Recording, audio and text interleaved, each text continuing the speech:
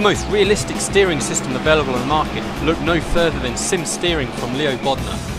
Designed and hand-built at the home of British Motorsport's Silverstone circuit, it's extensively used by professional driver training centres and race teams including Formula 1 since 2010.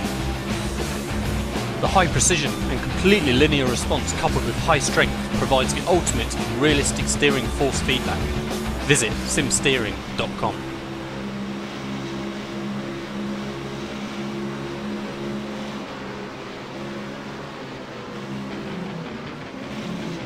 Take your hobby to the next level with a quality racing rig that works great with a PS3, Xbox 360, and a PC. GT Omega Racing Simulator is compatible with a wide range of steering wheels including Logitech, Fanatec, Thrustmaster, and more. The GT Omega is available now worldwide by going to www.gtomegaracing.com.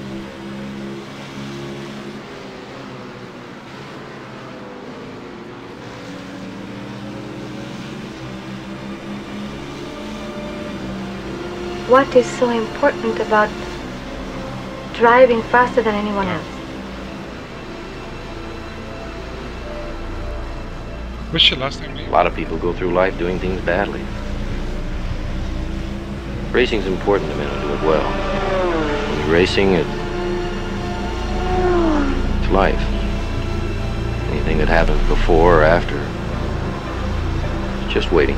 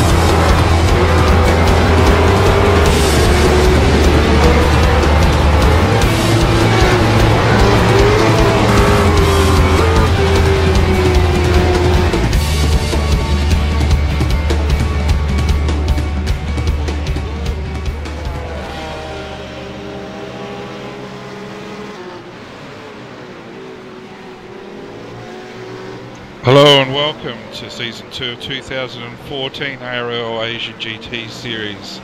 Brenton O'Brien with you in the box. With me I have Liam Williams. May the 10th, 2014, we're at Motorsports Park, just about 50 kilometres east of Toronto, Canada. Fantastic track. 2.5 miles or 3.95 kilometres. Fast sweeping turns mixed with a bit of technical stuff with the Moss hairpin at the end there. With me, as I said, is Liam Williams. How are you, Liam? Yes, very good, Brenton. Looking forward to the race and the start of a new season. Yeah, lots of new BMWs out there we've noticed in practice. From lots of changes from this season to last season. Just in early practice we've noticed there's no Ford GTs. The Ford GTs, even though still eligible to race, there's no Ford GTs out there, and a plethora, a heap of BMWs.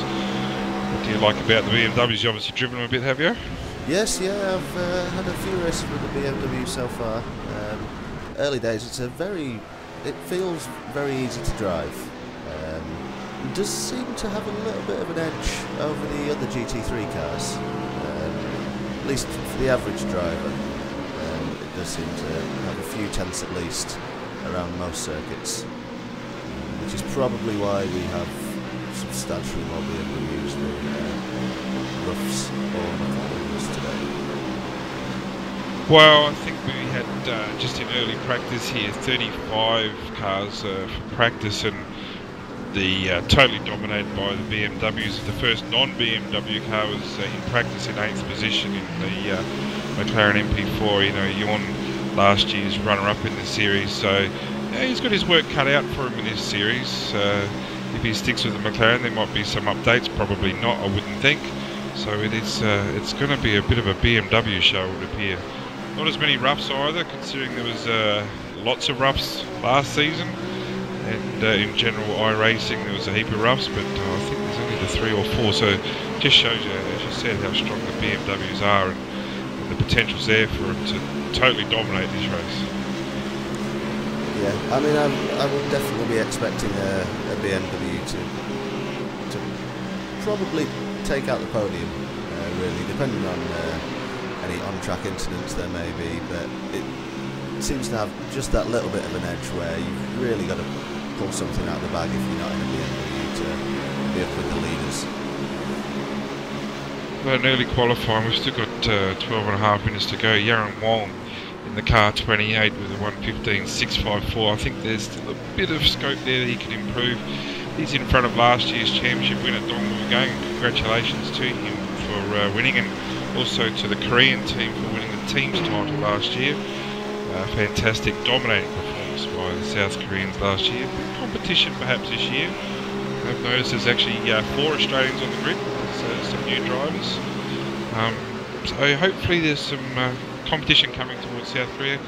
And our first McLaren, as we said, is in 5th position, half a second off the pole at the moment, Ino Yon, with 16.1. So again, probably a bit of scope for improvement there as qualifying gets almost halfway through.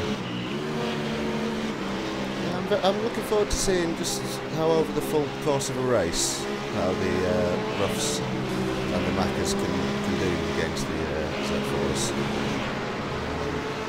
I've only done a couple of races in the Z4, but it seems to be very easy to keep up a good pace, just as easy as it was in the rough last year. So I'm not sure it'll play that much going over a race difference if it's going to make any difference. But it'll be very interesting to see, as it's still very early in the season, very early in the life of the BMW at the moment. Well, that's right. Yeah. What about with pit stops? Is the fuel, is it going any quicker for the BMWs than it does for the McLarens, or vice versa in the roughs? Is there any benefits from pit stops that we know about with each car? So far I haven't seen that much difference. I think the fuel consumption is pretty similar. Just based on last year, I know the McLaren always used to be able to go a little bit further than the rough, and I think the BMW, I may be wrong here, but it may be able to go a similar length to the McLaren. So we may see some slightly later pit stops from the BMW drivers. Yeah, and it's great to see some new cars this year, new drivers. So I personally do a lot of V8 driving, and old sparring partner here, while he normally cleans up in the V8s, Tobias Zerny in the car 276 BMW. He's actually strong performance so far in qualifying 8, still 10 minutes to go.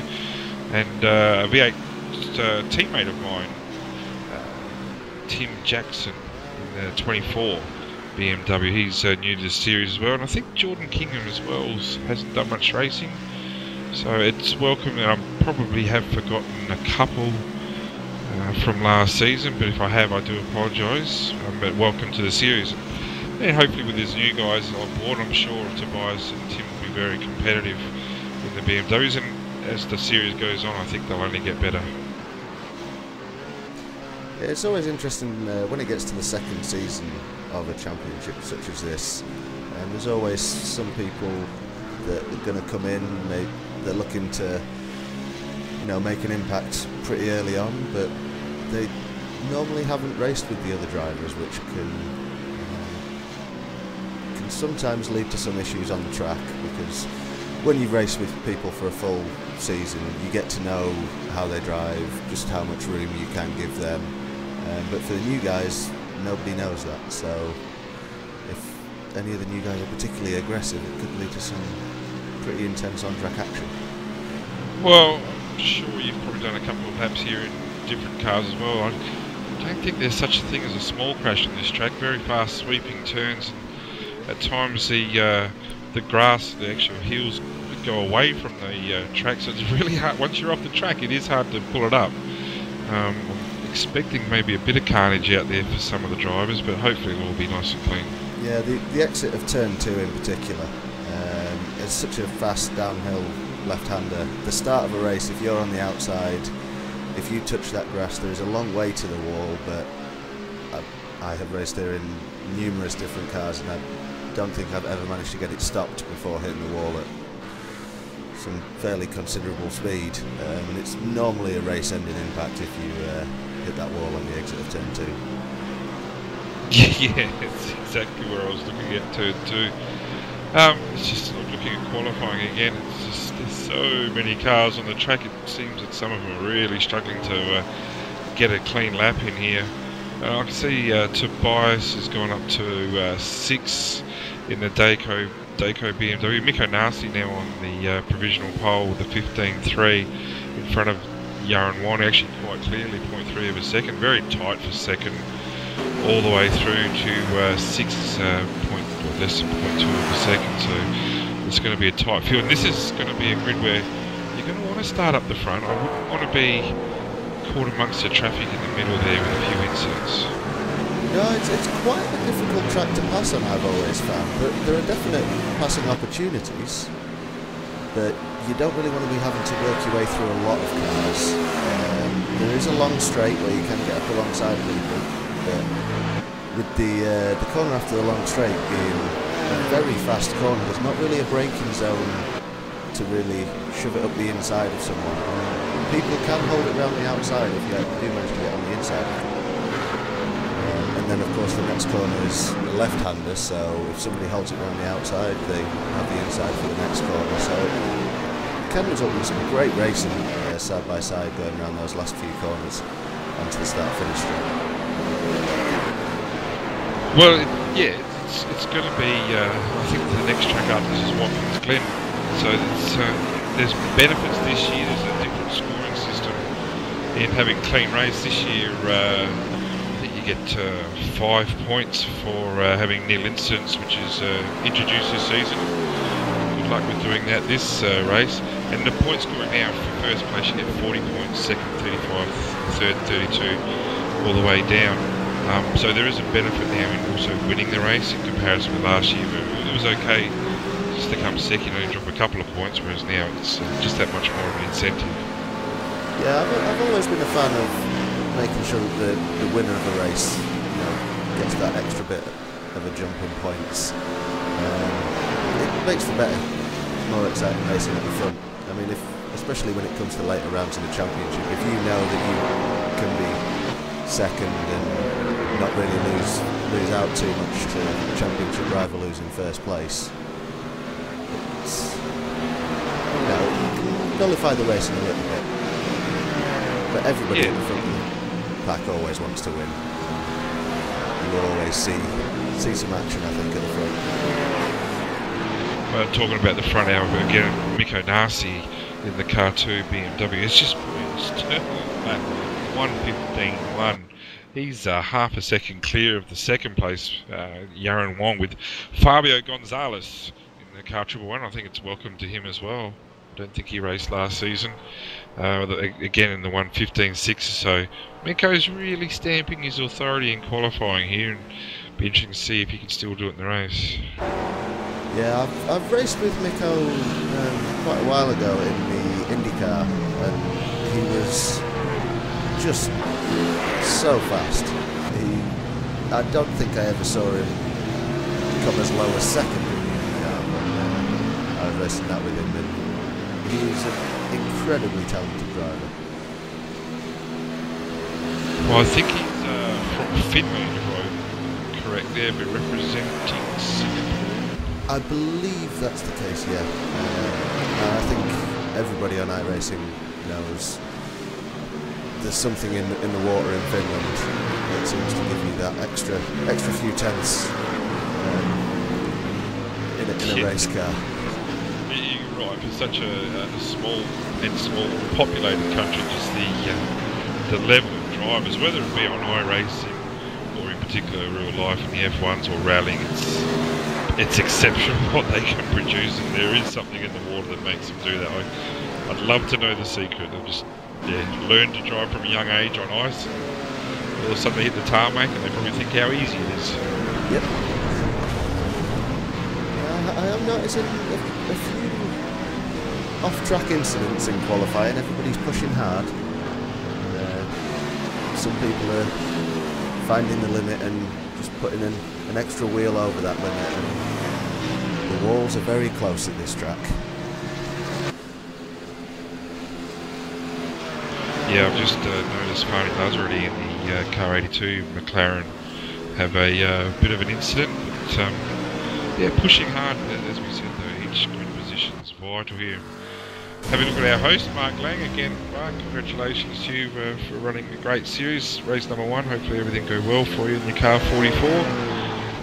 At the moment, I think 29th position on the grid for Mark, or 1:17.6, but there's a half-second improvement there. Will put him right up the grid by about 9 or 10 positions, so it's so close. Yeah, he looks about like 2.5 minutes to go. Yeah, Mark looks like he's got a bit of clear track. Nothing ahead of him at the moment.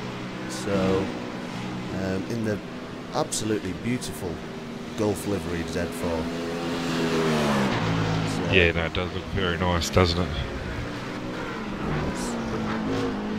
It's heading round Moss Corner now. That I don't think I've ever taken the same line around that corner twice. It's a very, very difficult corner to get right, but when you do get it right, it's very rewarding, and you can make so much time getting it right. It leads out onto the long straight, so a good exit out of there can just gives you all the time right up until the next corner. Well, it's going to be interesting because in about 3 or 4 minutes time there's going to be 35 cars charging into that Moss hairpin all at the same time, all with different braking markers, and for some of them probably the first time in a race situation. They're different cars with different people around them, so I would love to think that it'll be a clean start and a clean first lap. Realistically, I do expect there's going to be a bit of carnage. Yeah, with this many cars around this track, it's difficult to think that there won't be any carnage. Also, the Z4s, I do believe they can be on the brakes a little bit later, so if they're behind a Rough or a McLaren, they may have to just watch out a bit, as their normal braking marker might be a little bit further on than those in front of them. And it's always very busy in those first couple of laps into Moss Corner, and that's the only really big braking zone on this track. But it's very tight, and you're normally braking through the first part of Moss Corner. So it's very easy to just get a little bit squirrely on the braking. And if one person in the middle of the pack does that, the rest of the pack behind them need to be on their toes to make sure that they don't pile into what could be a very large accident. Yeah, well, that's right. The most threat of the McLarens being up the front, though, the top McLaren, you're on with a 1:16.1. And this is a guy who last season regularly on the front row at the very minimum would probably qualify in the top 4 as a minimum. Now he's down in 8th position in the first McLaren, and at the moment I think he's got his credit card out. He's ready to buy the new BMW for next race. I wouldn't be surprised. He just had a small accident with somebody who was just stopped at the top of the hill on the entrance to turn 2, but I think it had already finished by then. That's the end of qualifying. I think there might be a few more just finishing their laps. Oh, it's an almighty shunt with Christopher Beaufort at the end there. Yeah, that's the end of qualifying. Might be some cleaning up at the end here. Yeah, I think we've got John Kim just coming around the last corner, hoping to improve on his current 11th. See if he can crack into the top 10. A little bit wide out the last turn.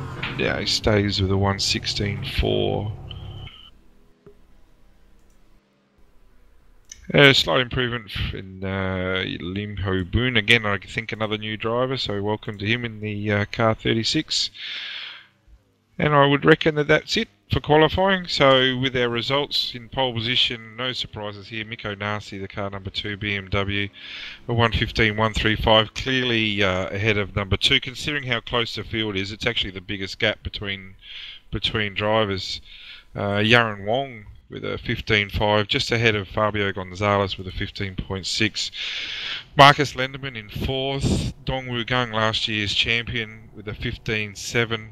3.4. It's a steady performance. A new performer here against, as I said, Tobias Cerny, the 15.8. Dong-Gyu Kim, the 16 flat. In Ho Yun, last year's runner-up, in 8th place. In our first non-BMW with a 16.177, followed by Jose Almeida in the 58 with a 116.178. So down to top 10 finally. The first Australian, a new person. Again, as I said, he's actually my teammate in this in iRacing, with Tim Jackson, a 116.2. 36 starters, it appears. Not far away from a start. Yeah, I'm very much looking forward to this start. It's a very tight field, as it is quite a small track, so it's difficult to build up too big a gap. But I am absolutely astounded by just how big that gap is that Mikko Nassi has managed to pull out there. It's that must have been an absolutely stunning lap. So who's your pick for the race? I'm going to assume he's going to say Mikko. I think it's very difficult to not say Nico, really. He's that gap is around this track is just incredible. Okay. Well, traffic's going to play a big part. I'll let you call the start. I can't see the lights. Yep. Oh, it's a stunning start. So, yeah, we've got Mikko hoping to get a good start.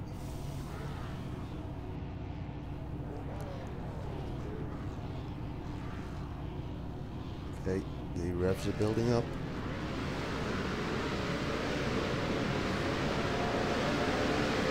Well, someone's jumped the start there. Definite jump start for Marcus Lenderman. So you can tell he'll already have to serve a drive-through penalty. He's from 3rd on the grid, so sorry, 4th on the grid. Great start away so far. Didn't see any incidents. Clean start by our leaders. Yep, Mikko got a fantastic start. Oh, there's a big crash here. Oh, the track is actually blocked here. Shane Reynolds, Fuji Satano, massive crash. Marcus Wang, so 2 of the Aussies are out already. Mid-park involved. There's some damaged cars going around turn 3 at the moment.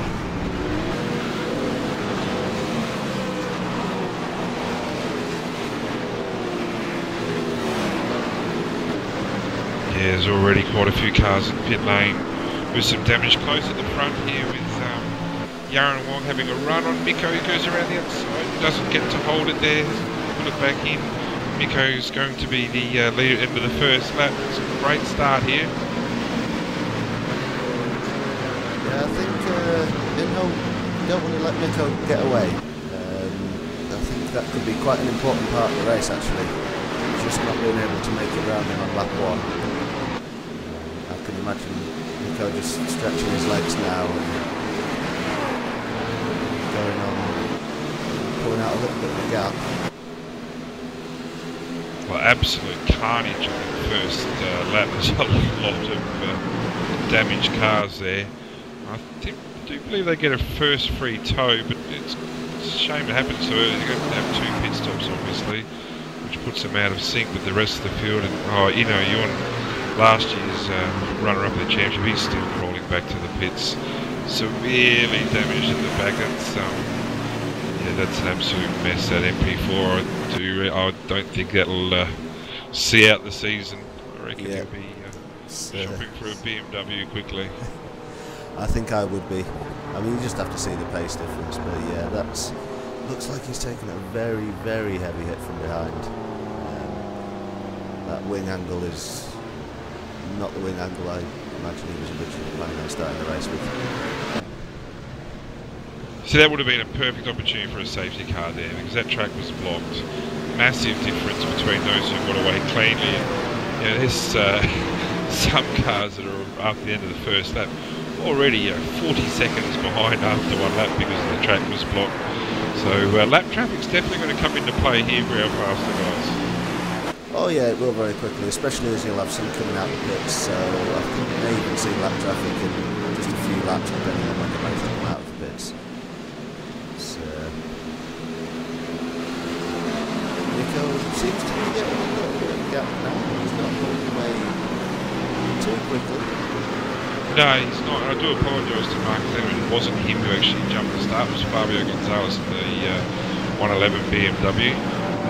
Yeah, he was jumping the start. So he's taken his pit stop, I reckon, and he'll be back out there after his stop go.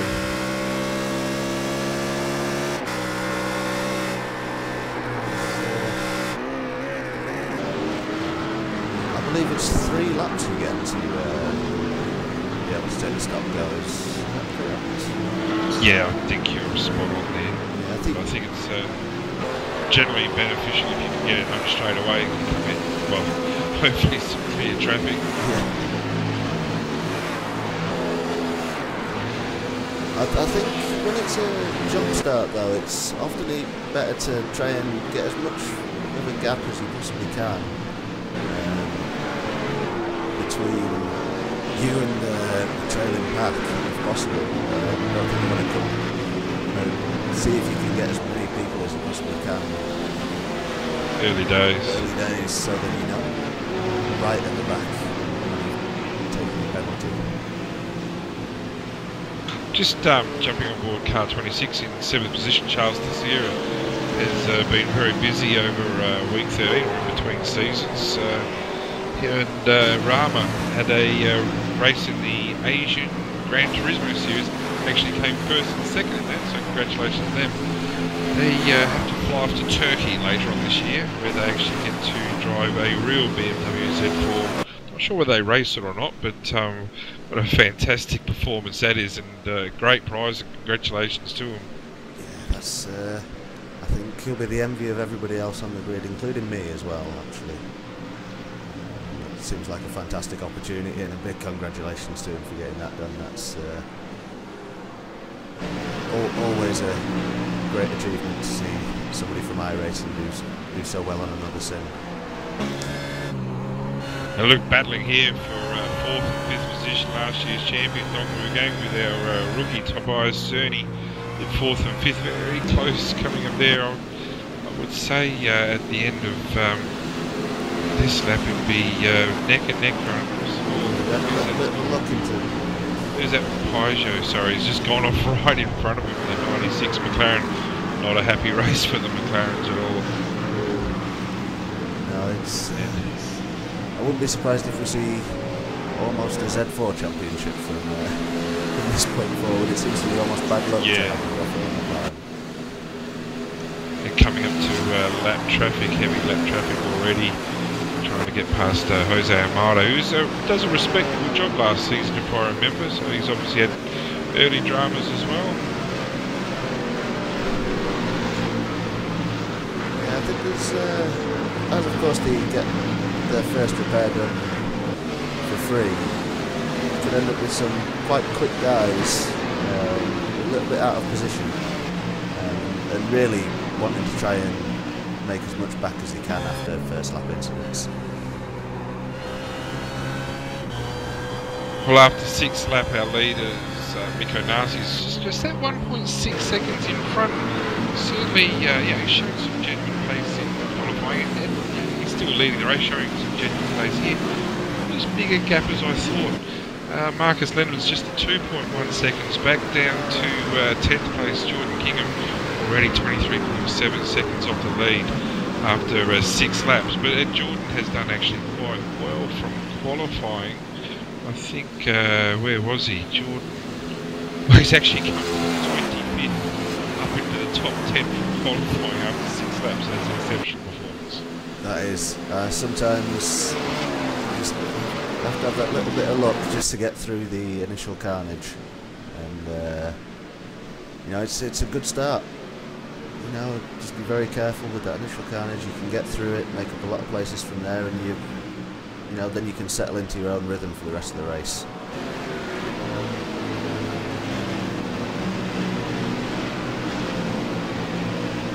Currently got Rico Nassi with the fastest lap, 1:15.8.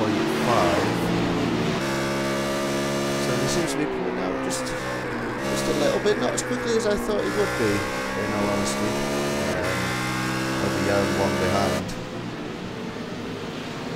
Yeah, we discovered last year that a lot of these races are that boys try and save a bit of fuel if necessary, if they can just get that extra lap out. So, yeah, he might be in front. It's rough in front of our leaders. Yeah, he could be just looking after his tyres, looking after the fuel, and he might get him through an extra lap. But he's just.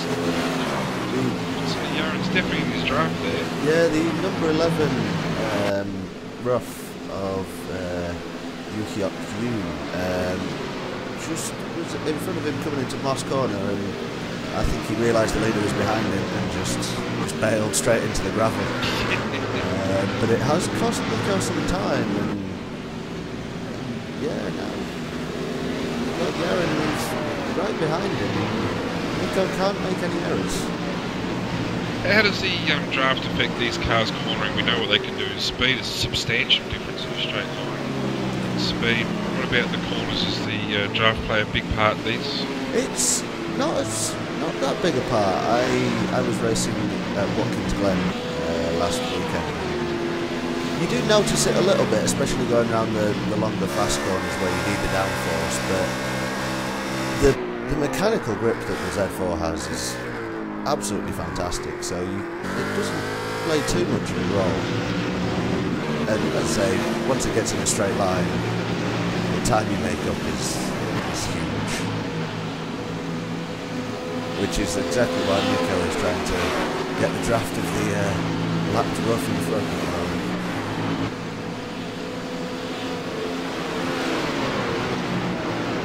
Well, yeah, Miko's fastest lap time, 15.566, fastest lap of the race. He did, he dropped the second, as you said, with the rough and the hairpin there, which has brought the field back to him a little bit. But a 15.5 is a great opening lap speed. Yeah, he's quite close to his qualifying time, despite having put 30 laps worth of fuel in. As a comparison, our first McLaren in 8th position, Fani Lazzaretti, his fastest lap, he's just done it then on lap 8. His fastest lap time is 16.7, so yeah, we're talking over a second a lap off the pace. It's going to be a long season for the McLarens if they stick to it. Yes, it'll be interesting. Of course, naturally, on some tracks the gap may be bigger or smaller. I'm not 100% sure on how in particular this track fares for the difference between the cars. But there's a nice battle going on for 5th at the moment. Tobias Journey. Last year's winner, DongWoo Gang, yeah. Tobias is certainly keeping him honest there in the Dayco car. Looks fantastic with that skin. They do have a little bit of a gap behind them to Charles Pizier and Timothy Jackson. He's putting on a really good show at the moment, Timothy. Yeah, Tim's just loving this BMW. He does very well in the V8, and V8's a very hard car to drive, very slippery, very throttle wary, and Tim's just jumped into the BMW like a fish to water. He does a lot of oval racing, Tim, our Demidov team, but he's really loving this BMW. I'd almost say it's his #1 car now, and he will only get stronger as the series goes on. Yeah, I mean, of course, this is if you're used to the V8, I don't think there's another car really that is comparable to the V8, but I honestly think if you can drive the V8 well, you're not really going to struggle too much in another tin top. No, but this thing's on rails compared to the V8. You doubt about that. I can't drive the V8. I have far too much lead in my right foot to be able to drive that thing. And, I have a great amount of respect for anybody that can get round a lap of any track. Yeah, well, one of the leading V8 drivers, he's still putting pressure on last season's champion. there's just not much of a gap, is there? Like Marcus has gone up to second now in front of you, and we missed that. So Marcus is actually in second place behind Miko Nasi. So obviously doesn't look like there's any damage to the car, and the times haven't dropped off. So I'm only going to assume it was a clean pass. Yeah, looks like it. I wouldn't have been surprised if that was at the end of the straight, if you just got a little bit of a run. Or of course, traffic can very easily play a role. Sometimes you can even get an overtake done by using the traffic to your advantage and blocking someone in if you're side by side. Which is always a particularly satisfying way of overtaking somebody, but yeah, they're coming up to traffic every lap. Well, there's a lot of traffic in front, but it's just amazing that after on lap 11, there's 2.3 seconds gap between first place and fifth place, and only 7 seconds back to our 7th place man in Tim Jackson. Big gap there back to 8th, there's a further 8 seconds back to Barney Lazary in the first MP4, but there's some close racing with our top 5 here, all on the pitch straight at the same time, so they can all see each other and what everyone else is doing. Yeah, it definitely spurs you on when you're towards the back of an pack like that. I have always quite liked being in that position at this point in the race where you're at the back of a pack of 4 or 5 cars. You can just, you've got no pressure from behind. You see what's happening in front and work out quite far in advance what you're going to do for the rest of the race. Well, our leaders have just lapped the position 20 DK Lee, and I was actually on board with DK then. It's hard going for a backmaker. There seems to be a substantial difference in speed on some corners with the leaders and some of our backmarkers. It's pretty intimidating getting lapped by 5 cars on this short section of track. You don't lose too much position yourself. So far so good with the lap cars from what we've seen. Yep. Miko's still got the best lap of 1:15.5, just on board with it now. Just hear him playing with the throttle midway through the corners. His lines are just fantastic, and every lap he's in almost perfect. Well, he's really put some standard authority in the last 2 laps. He was just saying it was really tightened up with his front there, but the last 2 laps of the 15.5 and a 15.6, that's in comparison with Marcus's. Well, there's again probably lap traffic's got a lot to do with it. Marcus has dropped off a little bit over the last 2 laps, but it's where you catch the lap traffic too, isn't it? You catch them on the straight, you get benefit from their draft, or you get stuck just that little bit behind the turn on any of the corners, and it just makes a big difference. Oh, Miko's made a slight mistake. Miko's made a mistake there. The old commentators curse about the clean lines. Yep. Looking back from Miko now, he doesn't look like he's going to be under pressure on this, so I think he's got away with that. Yeah, he has, but just keeps them all interested, doesn't it? Just dangles that bait out. I mean, it's when you're behind somebody and you can see them making mistakes, it really spurs you on to just keep that pressure on and try and force them into a mistake. Tobias is he's still right there in 5th place. He hasn't lost a lot of time, but he really got burnt in the last lap and a half with lap traffic. You know, I said lap traffic doing the best they can. Unfortunately, in this case, Tobias is the one who's lost out of it. Just losing contact with the top 4. I'm confident he'll find his way back, but like I said, it's just where you catch that lap traffic. We're what are we at 20 minutes into the race, lap 14. He's in that position that I like to be in, where you're not really under too much pressure from behind. Why? He saved them very well. Yeah, very well indeed. I've seen many cars just go straight on and introduce themselves to a wall there. Yeah, it's very, very easy to do. I'll just have a little read on the very scary moment through.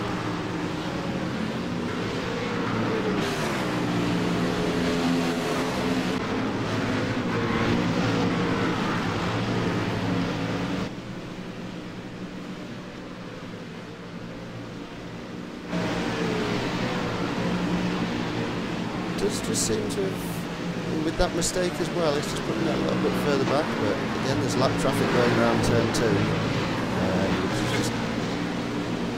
With these cars, with the lighter fuel load, is there much advantage? Would it be an advantage to hang on for the extra lap? And also with tyres, do the tyres go off pretty quickly in these cars, or they stay pretty steady? The tyres have always seemed to be pretty steady. As I say, I've only done a race that's been 30 minutes, but I didn't really notice any kind of degradation on the tyres. The fuel burning off, of course, naturally you're always quicker when you've got less weight, but the handling seems pretty stable. It doesn't, move from being an understeering car to an oversteering car or vice versa while you're bringing down the fuel load. It is just an incredibly fantastic car to drive as a Z4. Well, here's a rarity at the moment. We've got Inho and Peugeot in the same shot, 2 McLaren MP4s. I think we should see these because I think they were going to become dinosaurs. I'm pretty confident they'll become extinct in this series very quickly, so this is going to be a rarity, seeing 2 MP4s driving back to back. Both of them with, there's Inho's gone again. So, yeah, make the most of you in this. I don't think it's going to happen again. Yeah, the MP4 was improved over the curbs, but that's always been its big issue, is the curbs. You hit a curb and it just unsettles the car so badly, whereas the Z4 of the rough, you can hit those curbs pretty hard and just ride over them and not lose too much time. And just in front of them, Paul Rogers in the car 555, representing Tyre, I think it is. On the roof, I think I see the Tyre flag, I do. He's had a very solid race so far, 17th on the grid. He has some consistent laps, the quickest lap of 16.7, but he's generally thereabouts in the low 17s, high 16s. He's putting a strong performance from that good position. Yeah, he's always got those survivors of the actual incidents. I think. First person to blink, Tobias Ernie in the car 276 BMW in the pits. So he's coming on 5th position. We'll just see how long his stop is and where he comes out. But this will certainly be a beacon as to where the others come in. Also, Timothy Jackson in the 24s come in and out of the pits. So 5th and 6th both in the pits, both coming out of the pits now. Jacko's going to be stuck in traffic. He's going to come out in front of Charles Tyre, who's, I think it was Charles. Yeah, it was. So Tim's actually passed Charles in the pit stop, so that's a great work there. Yeah, very good work. Tobias has managed to come out into some clean air, so hopefully he can put in some good laps and hopefully the top 4 will keep fighting between them. Well, Tim and Charles have been running neck and neck all race so far. So, with the new tyres, they make a bit of a difference here, but does it take a lap or 2 to get them warmed up, or they can pretty much dial in straight away? Normally, it's probably not even a lap, but yeah, those first few corners out the pits can be very, very tricky. I imagine here in particular, coming out of turn 2 on the cold tyres will be very easy to make a mistake, especially for those that are coming out in a battle side by side with somebody who's been out for a lap or 2. Well, our top 4 are still going on. Miko Narson with a 1:16.5 again. He's, I don't know, is he making mistakes, getting stuck in traffic? He tends to build up a little bit of a gap, and we're talking 1 second, 1.5 seconds, but then he just gets pegged back. A little run here for our 3rd place man. There's a car on the side of the road, so they wouldn't have been under yellow there. Marcus and Yaron very close, neck and neck here. Yeah, it'd be interesting to see when they pit actually. Well, DongWoo's in 4th place, just drop back a bit and they go on and get another lap. I think DongWoo Gang, he's the professor when it comes to pit strategy. He showed his card a few times last year as to how well he can organise a race, but a few more cars in the pits. Yeah, top 4 are going on, so see if I'll have a look at Tobias's times. He said clear track. See, he might do it right in the undercut here. The top 4 won't be so worried about each other, they've forgotten about him. I mean, if Tobias can get up to speed quickly, he's got a good chance of getting in the mix with these top 4, and all just depends on how long they stay out. He's just done 1:16.2, a little bit off Miko Nasi's 1:15.6, so he's actually dropping a little bit of time there. Marcus flat 16, Yaron 15.9, so Tobias with the heavier tanks just dropped a bit of time. Great racing for second and third here between Yaron and Marcus. Yeah, they've been absolutely inseparable, and they're all coming in at the same time. Both time. Yep, 1, 2, 3 in the pits. And yep, well 1, 2, 3 and 4 in the pits. Marcus seemed to really go in hot into that pit lane there. It was either a perfect entrance or we'll see him coming in for a drive-through. Well, we'll keep our eyes on their pit stops. We'll keep our eyes also on Tobias, who's just come up to a bit of traffic right when he didn't need us. There's 3 cars in front of him. It's really holding him back. It's a difficult spot for him to be in. Yeah, he's going to come out. There's a lot of traffic in front of him at the moment. Look at that. It does look like the leaders will come out into that though. Yeah, they do. No, he's not going to quite. Yeah, the leaders have come out. No, there's a problem. There's a problem. DongWoo Gang is off. He's been taken. Yep, he has. So Tobias is through. DongWoo Gang has been turned to going around the outside of a back marker. Just been clipped in the back. That has cost him. Yeah, we'll just watch the replay of that. So just see him come out the pits, and it is a busy old spot to come out in. Yeah, it is, and especially that time, that traffic. It's a benefit for Tobias and for Jackson and Tyre. Yeah, DongWoo Gang, he managed to at least pull out a nice 360 and just managed to get on track as quickly as he possibly could, but he's lost a lot of time. Yeah, he has. When you're all driving the same car, it's see, last season some tracks really suited the rough and they stood out. Some tracks really suited the McLaren MP4 and they stood out. But when you're driving the same car as everybody else on the same track, you don't have that advantage anymore. Just absolute chaos coming out of this pits road. Yeah, Miko Nasi's been really clean with traffic in the last few laps and hasn't made a difference. We're only talking just the 1.5 bit seconds, but Tobias there in the third, so actually in the undercut, Tobias has actually got past Yaron, unless Yaron got caught up in that accident as well. I think Yaron was caught up in the accident, or at least had to slow down, because he's lost a lot of time.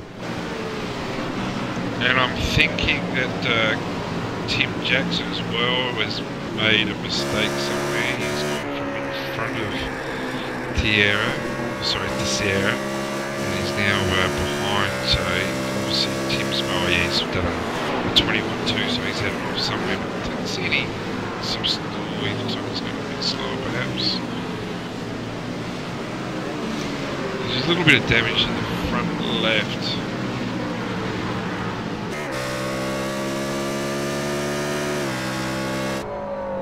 So just absolute carnage the last couple of laps that have changed the way this race is going. In the meantime, our leader was, Ewan comes into the pit. That's his second pit stop, obviously, after his lap 1 carnage. He got it back up to 18th place. It was almost dead set last time. Actually, he was last, so he's got a strong performance in. Gee, it must be hard to take watching these BMWs just flying around. Yeah, he's with the fastest lap of 1:16.2. He's.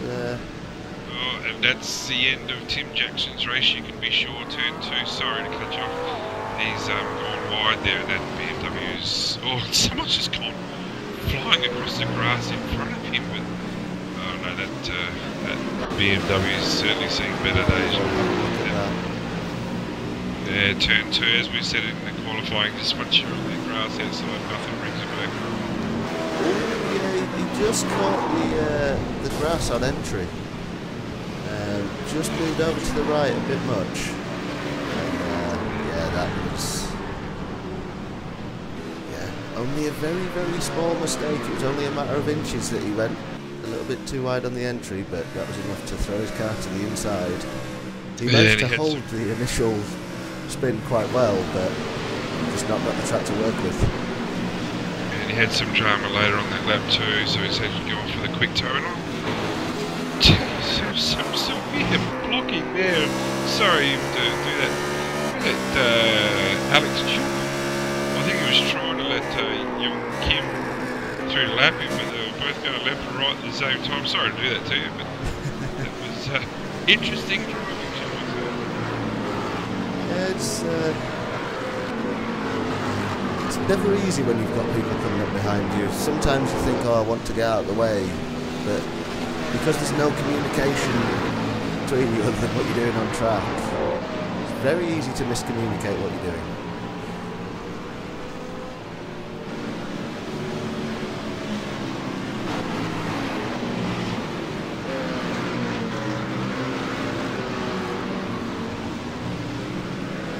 Mark Lange is currently 26th. With going back up to the lead again. It's neck and neck. Sorry to do this to you. Just so much is happening at once here. Miko Nasi and our second place man just right on each other again. It's got to be traffic. Marcus is all over him again at the moment. Miko's just put in a 17.8, which is way off the pace with him. Yes. Actually, he's put in a 17. It's a string of 16.9, 17.3, 17.8. So I thought he actually got out in front of that lap traffic. So there's so much lap traffic behind him. I think it's now at the point where there is just so much lap traffic in general that you've just got to come up through it all the time. It's a very, very small track. If you think you only about 75 seconds for a lap, and you've got 35 cars took the green flag. So even if they're all evenly spaced, there'll only be a couple of seconds in between each one. And with the off of Timothy Jackson with a few other drivers, Jordan Kingham in the car 27 started 25th position. We discussed him before being up to 10th place. He's now up to 9th place, putting in some solid laps. There couldn't be too much of this race to go. He would be wrapped with that result. Oh yeah, I think when you've qualified down in a pretty lowly 25th, it's always just a case of all you want to do is survive those first few laps. He did, and he ended up in a good position, and he seems to have, held his own. He's done very well. He's looks to be pulling a gap from Kevin Huang behind him, and yeah, but he's got big gap all to himself, so I wouldn't be surprised if he holds on to this position as long as he keeps it on track now. We've got our leaders having a conversation with each other at the moment. Marcus has accused Miko of blocking at some stage. I didn't see it personally. Obviously there's been a bit of spite there. Yeah, that always spices things up a bit.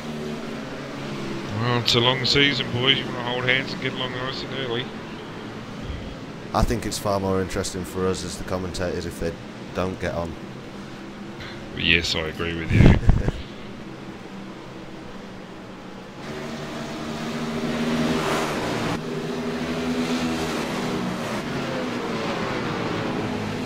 Well, we've still got a heap of cars racing. It's been a bit of carnage, but most of the cars are still out there as far as I can see. Putting in some strong laps is not real close. I'm just trying to look where we could... Oh, big dive by Charles Tyre. DongWoo Gang, he's put in 16.1 strong lap times, but I don't think he's going to catch Tobias in fourth. Very confident he won't with 16.3. What Tobias has done is caught right up to, there we go, there's our battle between Tobias in fourth spot and Yaron Wong in third spot. So again, for Tobias, I think it's his first race. He might have done the last race of last season, but very strong. Yeah, it's. I mean, the fact that the Z4 is a new car for everybody definitely helps the newcomers.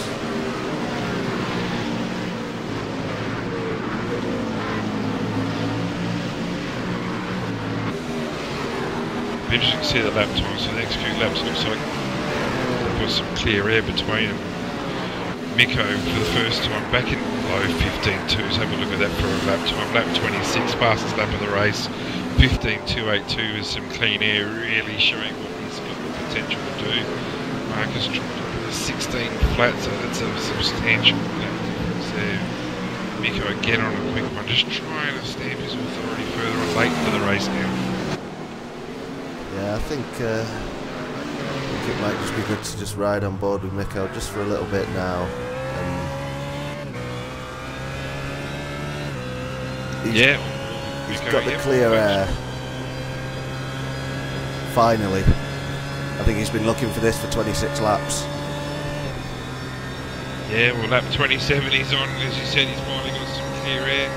Coming to these turns, so drop down to fourth gear, do you here, or fifth gear? I'm not sure. I haven't actually driven this car on this track yet, so... I think third gear out of the last turn, give it a punch up to fourth. Fifth, not sure he touches sixth, floats the car around in turn one, just dabs the throttle, gives a bit here. This is where the balance act is, turn two, isn't it? Out wide, come in tight, fourth gear. You don't want to go out and hit that curve on the outside because there's only one way into the fence, as we saw with Tim Jackson. Difficult call this one off camber a little bit. Again, just throttle control. I think fourth gear up to fifth. Some guys can get it to sixth. I think he might be scraping six, balancing around up to the Moss hairpin, two double right. Very technical corner, as you said before. When doing two times, you take it the same way. Hard on the accelerator, out on the back straight. Great lap so far. Yeah, he just looks so composed. And Miko is very used to leading. He knows what he needs to do when he's in front. You've got to be careful with those curves on the right hand side there. If you hit those with the BMW, I did take a run before. If you hit those curves on the right hand side, or instead of actually going to the pits, you will get damage to your car. So you've got to stay away from those cars. So 2 laps ago, he's just done another 15.355. He's really jumping in here. Look at his last 3 lap times, 15.2, 15.3, 15.3. Probably the top 3 quickest laps of the race, I would dare say. What this has done is stretched his lead out to 2.1 seconds over Marcus Lederman. Keeps it on the track, there's your race beautiful. Yep. Yeah, it definitely looks that way now, with just a couple of laps left. It's an absolute joy to watch him on that lap.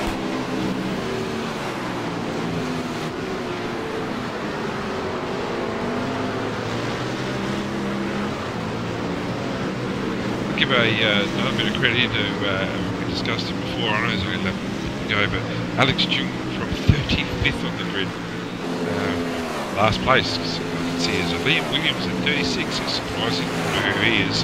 So 35th on the grid at last for Alex, and all the way up to 17th now. So he's just kept it steady, kept it off the balls, I believe, and he's getting the result for him coming up to the last lap. Yep. I think Tobias is a little bit behind Jaron. I think that's probably quite likely to stay the same. Just trying to see if there is any. That does seem like it's the closest battle on the track. Oh, in fact, apart from Mark Lange in 21st. And Woo Gyun Kwan. That's very, very close. That's very close. We're on the last lap at the moment, so we're just. Oh, gee, I'll tell you what. There's that Kevin in front of the leader just getting on the dirt. Moss hairpin that would have got the whole heart rate going a little bit, but looking very comfortable now in the back straight. Yep. I think Miko will be very. I think he. Oh, there we go. Just let him past. There's nothing worse than having someone in front of you when you're leading that you're trying to lap, but coming up to the last section of corners. Well, race 1 of the Season 2 2014 Asian GT Series, dominating performance led from start to finish. Pole position, quickest in practice, and the race win. Congratulations to Miko Nasi. Fantastic result. Second place, very strong drive. Marcus Lenderman. Yaron Won in third place. Tobias Cerny, again, as we said, new to the championship. Only 4 seconds off the lead, so fantastic job for Tobias. DongWoo Gang, 5th place. It's only the 7.9 hour championship leader, winner from last season. Charles Sierra had a few problems in the race. It wasn't too bad. 15.2 seconds. He'll be okay with that. Paul Rogers, a fantastic job from Paul.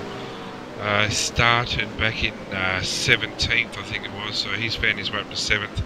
Our first non-BMW, Fani Lazari, 8th position, 53.8 seconds, 54 seconds off the lead. The McLaren drivers will be sweating whilst they sleep this week. They'll be certainly looking at ways of going faster, and I think the only way to go faster is to have 3 letters, and that's BMW. And 9th place, again, fantastic effort.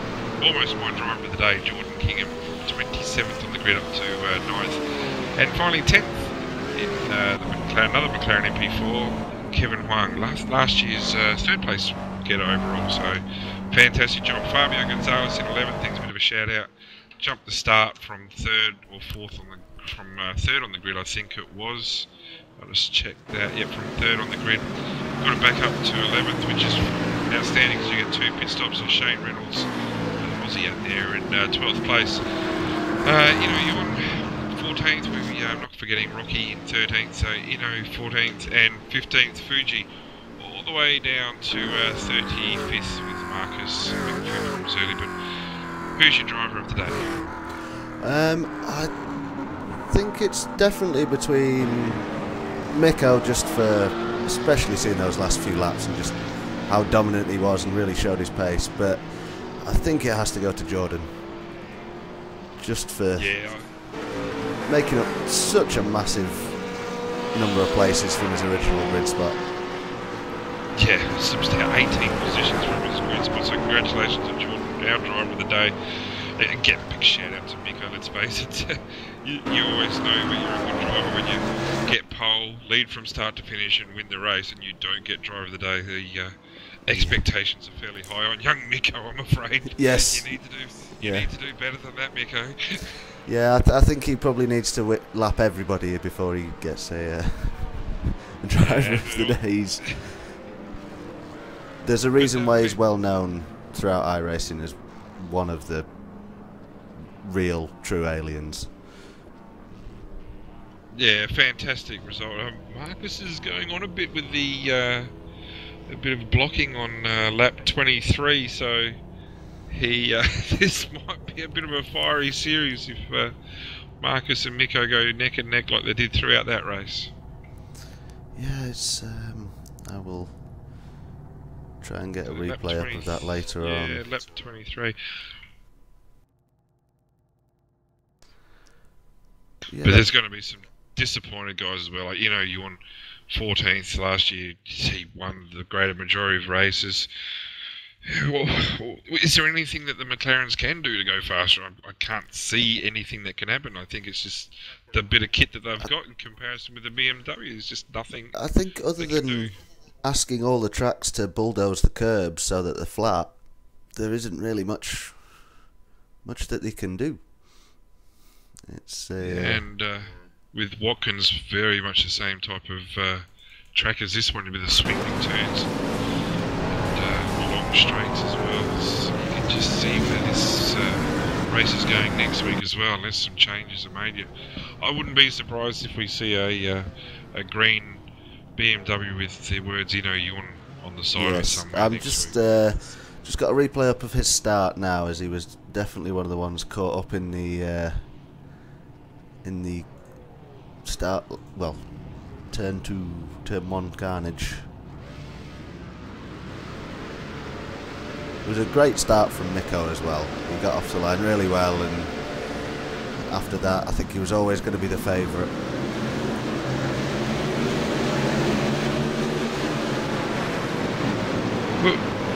Oh, this, yeah, you know, totally innocent with that axle. Oh, we've got BMWs on their roofs. Oh, that's a lot of them. Oh, I can't believe his car would work at all after that. He's just, it's definitely worth looking at the replay. Massive amounts of cars involved with that accident. Yeah, that was a big accident, and just out of sympathy, then just drove it into a wall while trying to do a 3-point turn. Yeah, I think it was, even at the start there was problems. I think DongWoo Kim just getting it sideways out of turn 1 of that replay, and that's just started a chain reaction.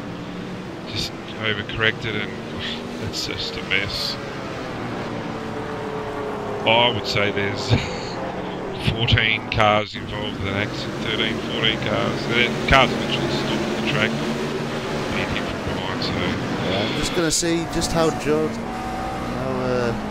managed to get through there, actually.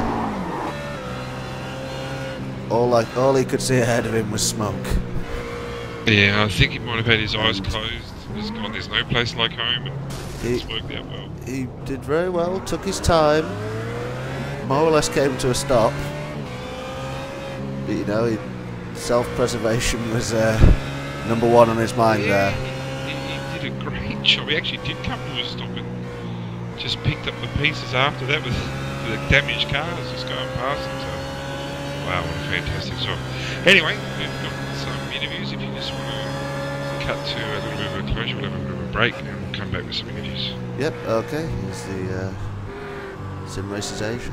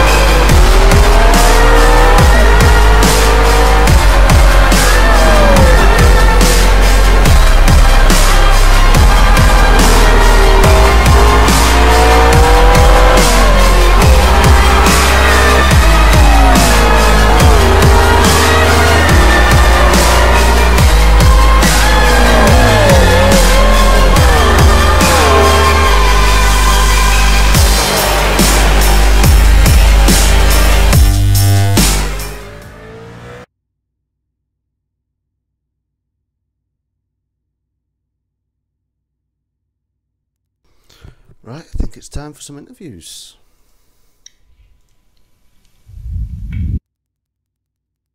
I screwed up. So, Charles, got your mid-conversation there. Charles, you've got Brenton O'Brien and Liam Williams on behalf of ARL TV just covering round 1 of the Asian GT Series, mate. Congratulations. First of all, on your off-season, mate, congratulations on the Gran Turismo. Coming first and second there, so fantastic result there. From what we understand, you drive a real BMW Z4 in Turkey later this year, so congratulations for that. Can you just describe your race to us today, thanks? Yeah, I actually didn't win the Gran Turismo thing. Andika from Indonesia won it, so we SRA 1 and 2, so it's quite cool. Yeah, today's race was interesting. I had a really bad setup for qualifying. Well, actually during qualifying it was a really bad setup. I made a couple of changes to the caster and a couple of things, and like, oh crap, this is a really good setup, so I felt more comfortable in the race, as usual, for me, because my quality is really bad and my race is much better. At the start it was quite hairy. If you watch my replay on board, at the start you can see like threading needles through it. It was quite funny. But yeah, after the start it was alright. Just kept a constant pace, like 116, something like that, so yeah, it was good. Nice to see a huge turnout today. So. Well, it was a great turnout. I'm actually watching you start now, and you're right. So cars going left, right, and centre. Yeah, 12th position on the grid with the 116.2, but 0.1 of a second quicker, you would have been in 8th position. So very tight in the grid there. So your race pace was fairly strong. Just looking at your race pace, yeah, 116 flat was your quickest lap time. A lot of BMWs. You've just driven this race, and last year you drove the rough. What's the substantial difference between the BMW and the rough?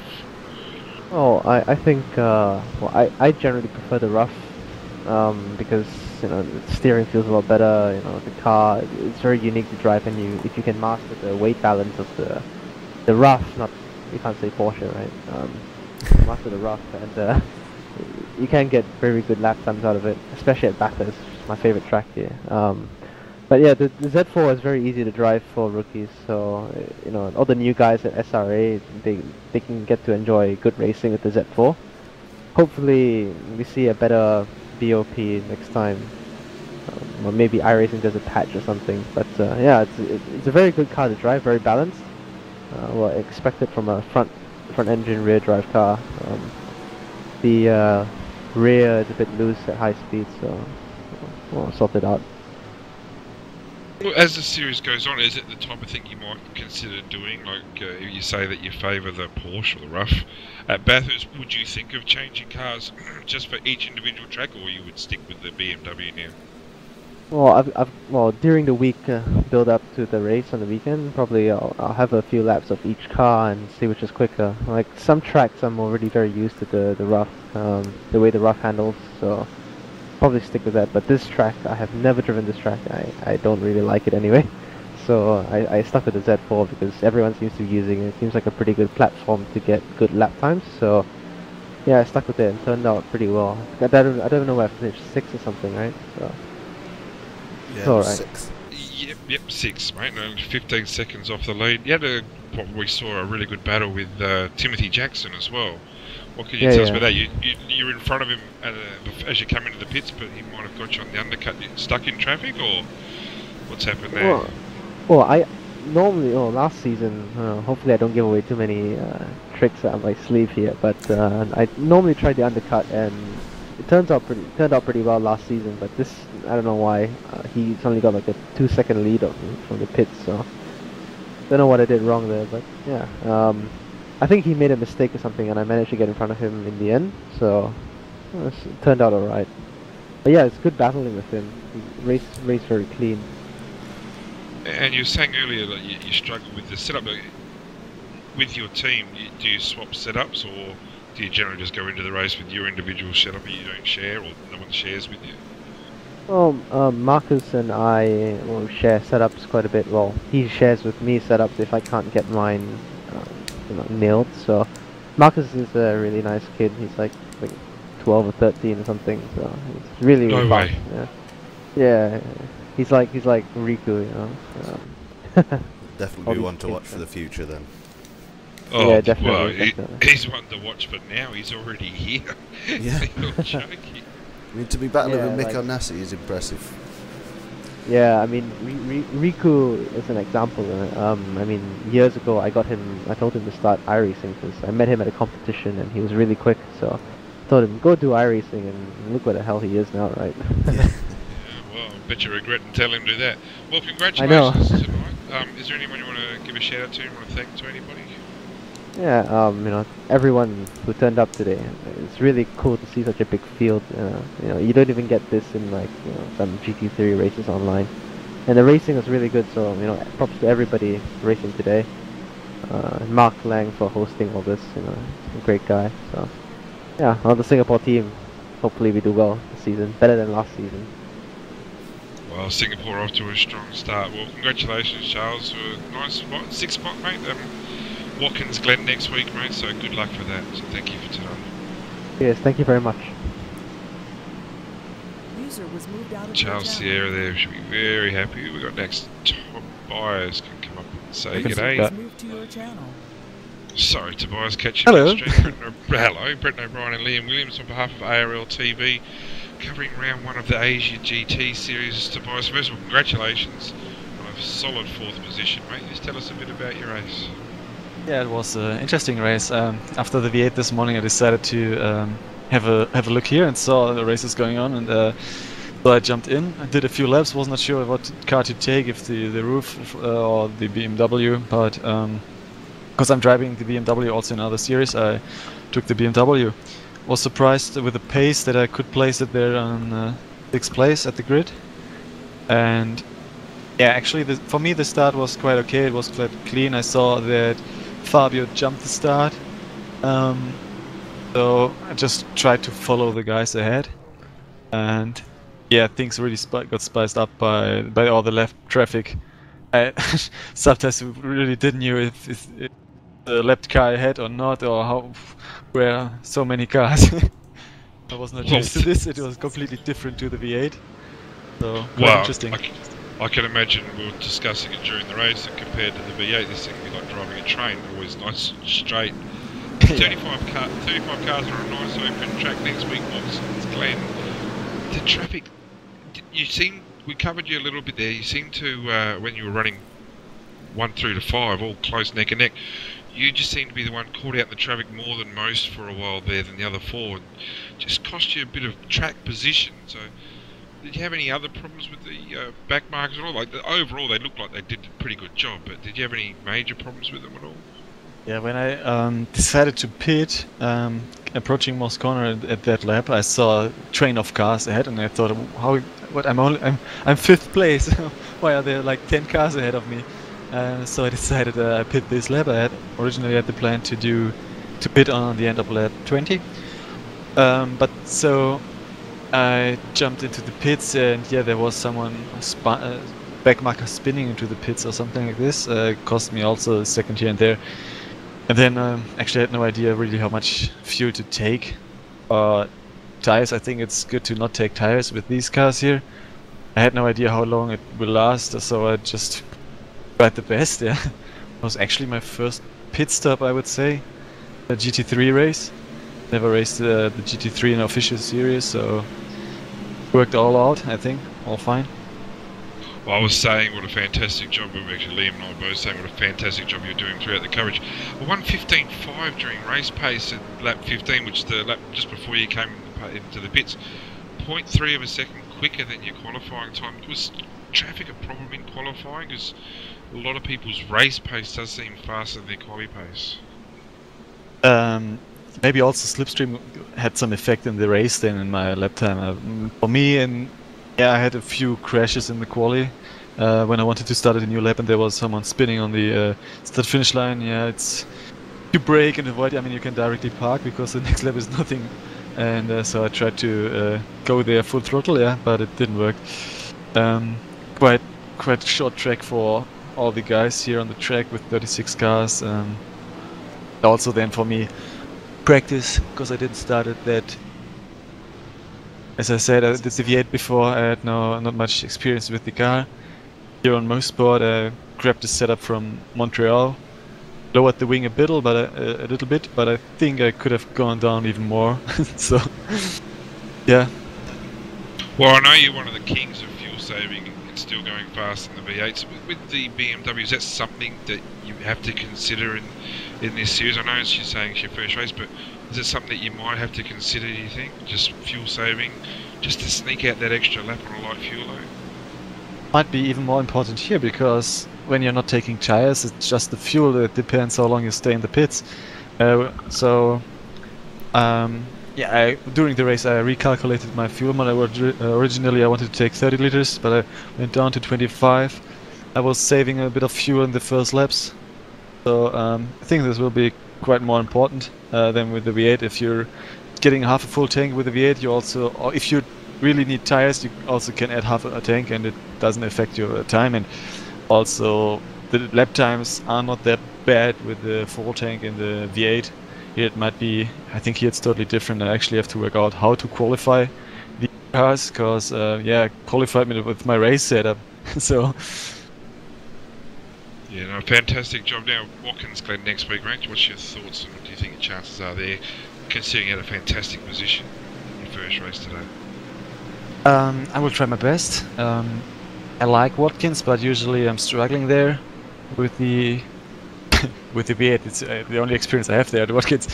So let's see how it is with the train of cars, of the GT3 cars. If I'm able to get all the corners quite good, and yeah, let's see how it goes. Well, congratulations, mate. Great effort. Anyone you want to thank at all? Yeah, I want to give a shout out to my sponsors, Powerbond and Deco. I'm happy to have this livery from the V8 also on my car here, on the Z4. Looks amazing, I think, and yeah, maybe I can get some of my teammates also doing some more races here in for Euro-friendly time, and not only Australian. Eh? So, which team are you representing? You're going to represent Australia, of course. Yeah, my team is Australian. It's Team Powerbond and Powerbond Racing, and our main sponsor is Deco. So, yeah, that's our main sponsors. But in this series, it's very team orientated. Have you declared which? These region-based teams. Yeah. I have to look. Sorry. Well, yeah, obviously with Australian sponsors on board and an Australian commentator, who could say anything at any time about anyone. Obviously, you can think of Australian, mate. Congratulations for that too. Yeah, we'll have a look there. Get myself informed, and you will hear this then next week. Well, make sure you tell Mark that you're representing Australia. Congratulations to guys. We look forward to seeing you next week. Thank you for broadcasting. See you later. Thank you. User was moved out of your channel. Who's up next there, Liam? Got Kevin. It'll be us done. User was moved to your channel. Kevin, Brett O'Brien and Liam Williams. Season 2, 2014 RLTV Asia GT Series. Congratulations, first of all, on your performance from last season, 3rd overall. Can you describe your race tonight in what is probably one of the last McLaren MP4s that we can see?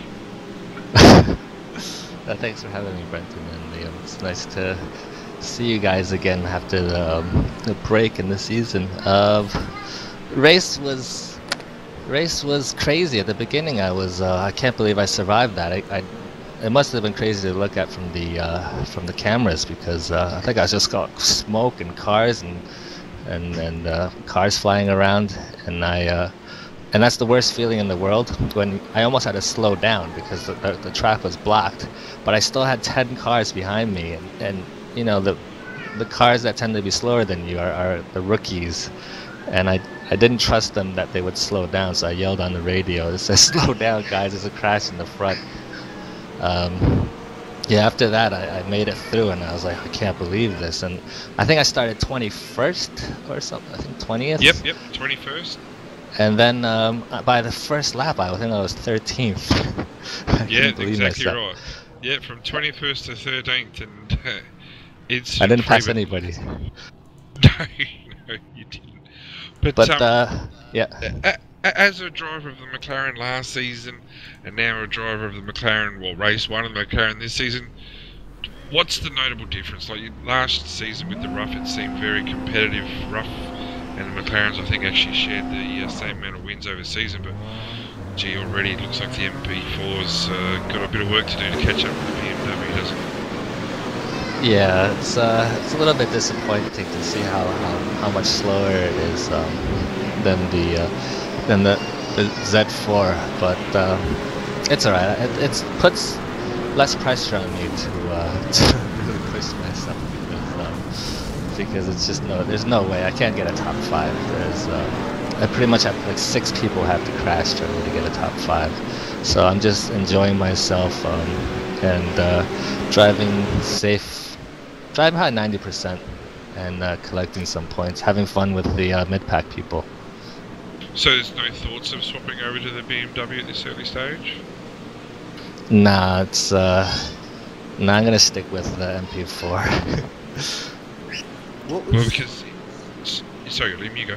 What was going through your head coming up to turn 2 on lap 1? Just on the coverage, you'll see that we've just seen a replay of that from your point of view, and it looked pretty scary.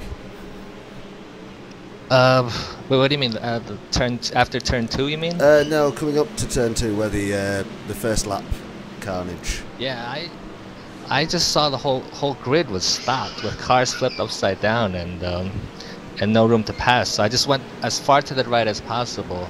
I think if I did it over again, I probably would have went on the grass because it was really scary. Just I can just feel there's a ton of cars behind me. Probably going full speed, and I'm going like 10 kilometers an hour. But a miracle, I survived that. Well, a good performance to get up into the top 10, mate. Are you happy with that result? Yeah, I'm very happy. I was qualifying 20th. I knew I would move up as long as I survived these type of races. There's always a large amount of attrition. So, but to get a top 10. Yeah, I'm pretty happy with that. Actually, I think I could have gotten a little bit higher than that. I got held up by someone. I think from lap 2, I got held up for about 12 laps. I just couldn't pass the guy. The guy was it was kind of erratic, and so I didn't really trust him enough to go on the outside to pass or to pass on the inside, because he would just go. It looked like he was driving with a gamepad or something. Was that in the rough? Was he driving a rough? Yeah, he was driving a rough. Yeah, Kiju saw. I'm actually just looking at that now in the car 14, the white rough. I was about a second and a half faster than him, but I just couldn't trust him to stay on his lane. So it took me, I think, 12 laps, and I was losing a second and a half per lap. 12 laps. So I probably would have, I think, finished 7th if it weren't for that. Yeah, well, you've had some. Let's just have a look at your lap times. Yeah, early days with the first 10 laps. You're running high 18s, low 19s, and you can tell you've passed them. Yeah, about lap 12. Yeah, lap 12. Yeah. Yeah, you're straight into the 17s. You're actually your quickest lap of the race, substantially quicker than your second fastest. 16.6 on lap 28. So was someone chasing you down, or you were chasing someone? Or just... I have no idea. That was just a fluke. It didn't feel very fast. And then I saw 16.6. It wasn't a draft either. I don't know what happened. It's just one of those things, those perfect laps that pops out for me. Well, mate, congratulations. Watkins Glen next week. You put a strong performance there last season, for I remember. So, what's your thoughts on Watkins Glen? Oh, I love Watkins Glen. It's well, actually, the configuration I think is the classic without the boot, just like the oval configuration, and I actually don't like that too much. It doesn't seem very technical, and it's too. I think if you saw the empty box videos, he was talking about how it's too fake, and I kind of agree. It's too much drafting. Oh, so, it's definitely too much drafting. Yeah, so you can't get away from anyone, and if someone just touches you, you crash. So I like the track, but I don't like that configuration. Well, thank you for that. Actually, talk about Watkins Glen. I think Liam and I are off there very shortly for the Formula Ones. I think they might have already started, Liam, unfortunately. So, Kevin, congratulations on your result, mate. Is there anyone you want to thank quickly at all? Thanks to again Mark for organizing everything, and congratulations to Miko for winning the race, and Marcus. I think that kid's 16 years or 14 years old, and he's second place. That guy's I think he's gonna be a star of the future. Yeah, exactly. All right, mate. Thank you so much for that, and good luck next weekend for the rest of the series. Right, thanks. Bye. User was moved out of your channel. And that's about it for us, Liam. So thank you for that, mate. And all your help, obviously, very much appreciated, mate. You did an outstanding job, and I think you and I are off to watch the F1s now. Yes, we are. So thank you very much. So thank you on behalf of ARL TV for Liam Williams and myself. Thank you, and we look forward to seeing you at Watkins Glen. Congratulations to our place getters, our place getters, and our host Mark Lang. So we will see you next week.